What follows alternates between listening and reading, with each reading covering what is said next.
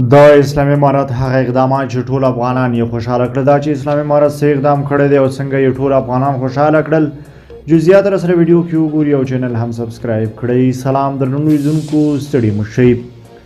د خوست مرکز او ځاځي میدان ولسوالۍ کې 14 تنه کوډګر نیول شوي دي. د خوست امنیه قومندانۍ وایي د شینکۍ او ځاځي میدان ولسوالۍ امنیتي ځواکونو د امر بالمعروف او نهي عن المنکر منصبینو سره په ګډې هماهنګۍ 14 تنه کوډګر نیولي دي.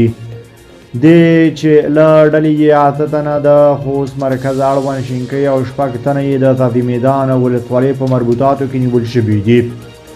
دا کوډګر په داسې حال کې نیول کېږي چې امر بالمعروف او نهي عن المنکر وزارت تېره اونۍ ټول هېواد کې د کوډګرو او جادوګرو پر فعالیت بندیز ولګاوه او زیاته کړله که څوک پر دې ناروا عمل ونیول شي محکمې ته به معرفي کېږي.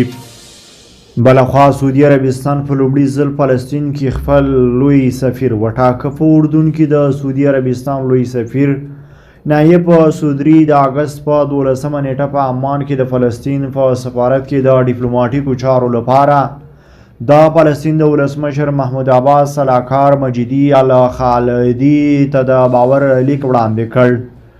نوموړي به په فلسطین کې هم د سعودي عربستان د لومړي لوی سفیر په توګه دنده پیل کړي. دا لومړی ځل دی چې سعودي په فلسطین کې خپل لوی سفیر ټاکي. مجید الله خالدي په خپلو خبرو کې وویل چې فلسطین د سعودي د لوی سفیر هرکلی کوي او ټاکل کېدل یې د دواړو هیوادونو او خلکو ترمنځ اړیکې پیاوړې کوي. د لا ښکلو ویډیوګانو لپاره در سره زموږ یوټیوب چینل سبسکرایب کړئ. له ملتیا مننه چې موږ سره تر بیا ښه وخت ښې چارې